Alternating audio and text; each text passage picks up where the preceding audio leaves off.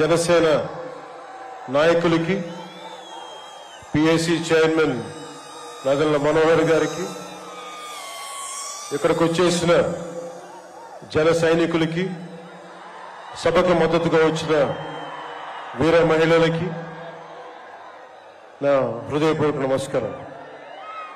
మా సోదరులు సోదర సమానులు శ్రీ నందమూరి బాలకృష్ణ గారికి నా ప్రత్యేక నమస్కారం. ఈ సభని యువకులని సభ ఇలా జరుగుతుంది నన్ను ఆహ్వానించాలని ప్రతిపాదన వచ్చినప్పుడు నేను నాదెళ్ల మనోహర్ గారికి ఒకటి చెప్పాను. 220 రోజులు పైచిలుకు పాదయాత్ర చేసి 3000 కిలోమీటర్ల పైగా నడిచి 97 నియోజకవర్గాలు ప్రత్యక్షంగా అక్కడున్న ప్రజల కష్టాలన్నీ సాధక బాధలు తెలుసుకొని ఇది లోకేష్ గారి రోజు, ఇది ఆయన రోజున ప్రత్యేకించి ఆయనే ఉండాలి తప్ప ఇంకా వేదిక పైన నేను ఉండడం సబబా అంటే కాదు, మీరు ఖచ్చితంగా ఉండాలి అని లోకేష్ గారు మనస్ఫూర్తిగా నన్ను ఆహ్వానిస్తే 4 దశాబ్దాల సుదీర్ఘ అనుభవంతో ముఖ్యమంత్రిగా ప్రతిపక్ష నాయకులుగా శ్రీ నారా చంద్రబాబు నాయుడు గారు ఆహ్వానం మేరకు మనస్ఫూర్తిగా నేను ఈ ఆహ్వానాన్ని మన్నించి ఇక్కడికి వచ్చాను. పాదయాత్ర జగన్ గారి పాదయాత్ర లాంటిది కాదు, ఇది బొగ్గలు నిమిరే పాదయాత్ర కాదు, ఇది కష్టాలు తెలుసుకున్న పాదయాత్ర, మాటలతో ఉన్న పాదయాత్ర కాదు, చేతలతోటి చూపించే పాదయాత్ర. అలాంటి పాదయాత్రని చేసిన లోకేష్ గారికి మనస్ఫూర్తిగా ధన్యవాదాలు తెలుపుకుంటా ఉన్నాను. ఒకసారి నాకు పాదయాత్ర చేస్తున్నప్పుడు చాలా అసూయ ఉంటుంది. నేను నడుద్దామంటే నాకు నడవనిచ్చే పరిస్థితి ఉండదు. పాదయాత్ర వల్ల చాలా అనుభవాలు ఎదురవుతాయి, చాలా మందితో సాధక బాధలు తెలుసుకోవచ్చు, కష్ట సుఖాలు పంచుకోవచ్చు. అలాంటి అవకాశం నాకు లేనందుకు ఈరోజు నాకు చాలా బాధగా. అలాంటి నాకు రాని అవకాశాన్ని లోకేష్ గారు దిగ్విజయంగా చేయటం, పూర్తి చేయడం నాకు చాలా ఆనందంగా ఉంది. మన ఆంధ్రప్రదేశ్ స్ఫూర్తి భారతదేశానికి చాలా కీలకమైనది. ఈ రోజున భాషా ప్రయుక్త రాష్ట్రాలు ఏర్పడ్డాయి అంటే పుట్టి శ్రీరాములు గారి బలిదానం, త్యాగ ఫలితం. ఆయన స్ఫూర్తి వల్ల ఈ రోజున మనకి భాషా ప్రయుక్త రాష్ట్రాలు ఏర్పడ్డాయి. సో భారతదేశానికి మనం చాలా స్ఫూర్తినిచ్చిన నేల ఇది. అలాగే ఐఏఎస్లు ఐపీఎస్లు ఉమ్మడి ఆంధ్రప్రదేశ్కి రావాలని ఉవ్విళ్ళూరేవారు.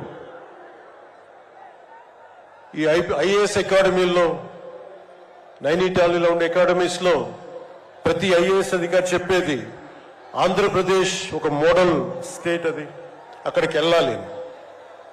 ఈ రోజున అలాంటి ఆంధ్రప్రదేశ్ ఎందుకు వెళ్ళకూడదో ఆ మోడల్ కింద అయిపోయింది ఈ జగన్ గారి నాయకత్వంలో. నేను చంద్రబాబు గారు జైల్లో అన్యాయంగా పెట్టినప్పుడు నాకు చాలా బాధ కలిగింది.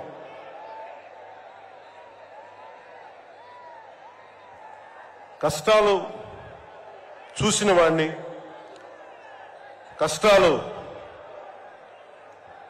దగ్గరగా పెద్దల నుంచి చిన్నప్పటి నుంచి చూసిన వాడిని, కష్టాలు అనిపించిన వాడిని, ఓటమి వచ్చినప్పుడు ఒంటరితనం ఎలా ఉంటుందో తెలిసిన వాడిని,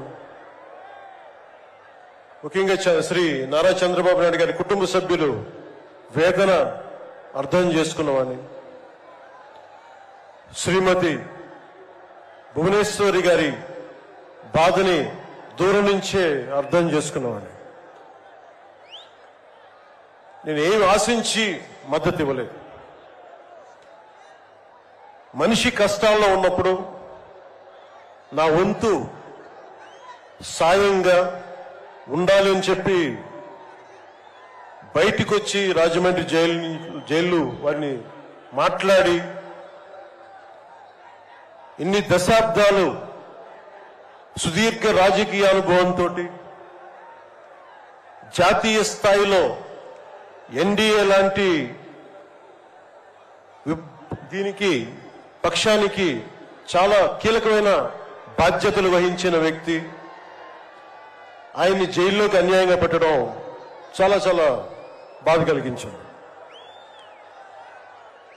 కాంగ్రెస్ నాయకులు చేసిన తప్పుకి సోనియా గాంధీ గారు పెట్టారు జగన్ గారిని జైల్లో. ఆ కక్ష చంద్రబాబు గారి మీద చూపించడం చాలా అవివేకం. ఇలాంటి పరిస్థితుల్లో రాష్ట్ర విభజన జరిగినప్పటి నుంచి 2014 నుంచి విభజన జరిగినప్పటి నుంచి ఈ రోజున హైదరాబాద్ రాజధాని ఆంధ్రప్రదేశ్కి తెలంగాణకి ఉమ్మడిగా అభివృద్ధి చేసిన రాజధాని. మనకి రాజధాని లేకుండా విభజన జరిగి సరైన పంపకాలు లేకుండా విభజన జరిగి ఇలాంటి కష్ట సమయాల్లో నేను ఆ రోజున తెలుగుదేశం పార్టీ భారతీయ జనతా పార్టీకి సంయుక్తంగా నేను పోటీని విరమించుకొని మరీ మద్దతు ఇచ్చాను. దానికి కారణం కూడా ఒక దశాబ్దం పాటు ఒక పార్టీని నడపాలి అంటే చాలా బలమైన అనుభవం ఉండాలి. కూర్చొని అనుభవంతో భవిష్యత్తులో పార్టీ చాలా అవసరం అని చెప్పి నేను ఒక దశాబ్ద కాలం పాటు ప్రత్యక్ష రాజకీయాల్లో ఉందాం అని ఆలోచించి ఆ రోజున తెలుగుదేశం పార్టీకి మద్దతు తెలిపాం. ప్రభుత్వం వచ్చింది ఆ రోజున. దురదృష్టవశాత్తు చిన్న అభిప్రాయ భేదాలు కావచ్చు, కమ్యూనికేషన్ గ్యాప్ వల్ల కావచ్చు 2019లో అది ముందుకు తీసుకెళ్ళలేకపోయాం.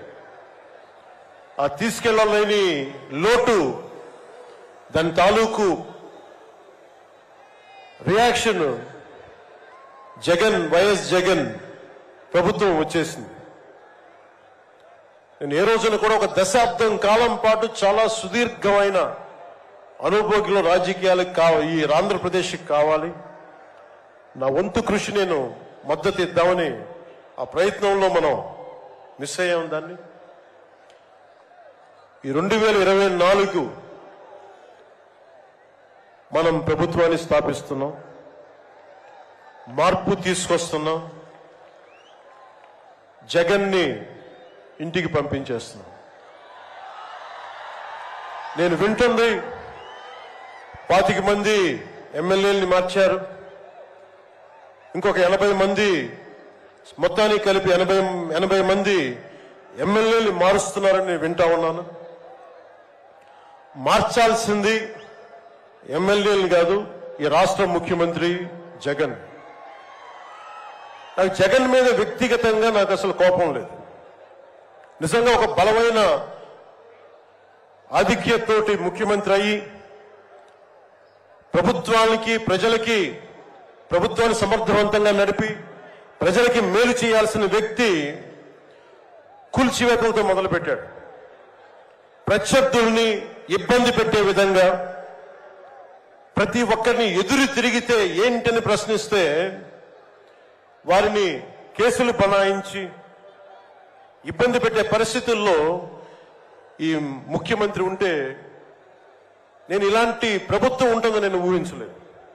ఆయన స్వయంగా ప్రమాణ స్వీకారానికి నన్ను ఆహ్వానించినప్పుడు వారికి ఒకటే తెలియజేశాను, మీరు చాలా సమర్థవంతంగా పరిపాలించండి, ప్రజలకి మేలైన ప్రభుత్వం ఇవ్వండి, మేము ఒక పార్టీగా ప్రజల పక్షాన్ని వహించి సద్విమర్శ చేస్తాం అని అంటే చెప్పి ఆయనకి నా శుభాకాంక్షలు తెలియజేశాను. కానీ దురదృష్టవశాత్తు ఈ వ్యక్తికి కక్ష సాధింపు వ్యక్తి, ఎవరు ఒక మాట అనకూడదు, ప్రజాస్వామ్యం అనే ఒక పదానికి విలువ తెలియదు, ఏదైనా మాట్లాడితే దాడులు చేయించడం, చాలా నీచంగా తిట్టించడం, ఇన్ని దశాబ్దాల ఆంధ్రప్రదేశ్ రాజకీయ చరిత్రలో ఏ ఒక్క నాయకులు కూడా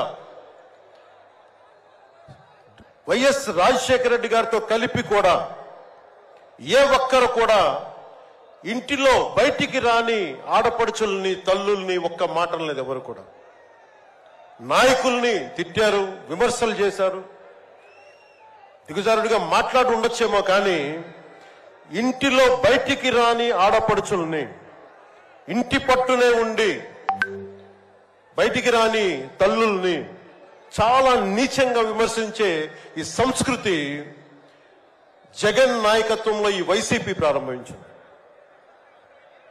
ఎంతమంది కన్నీళ్లు పెట్టుకున్నారు, ఎంతమంది స్త్రీలు బాధపడ్డారు. ఒకటే అనిపిస్తుంది, ఈ వ్యక్తికి అడగాలనిపించినప్పుడు ఇంట్లో ఉన్న తల్లికి చెల్లికే విలువ ఇవ్వనేవాడు మన ఇంట్లో ఉన్న ఆడపడుచులకి ఏం గౌరవం ఇస్తాడు?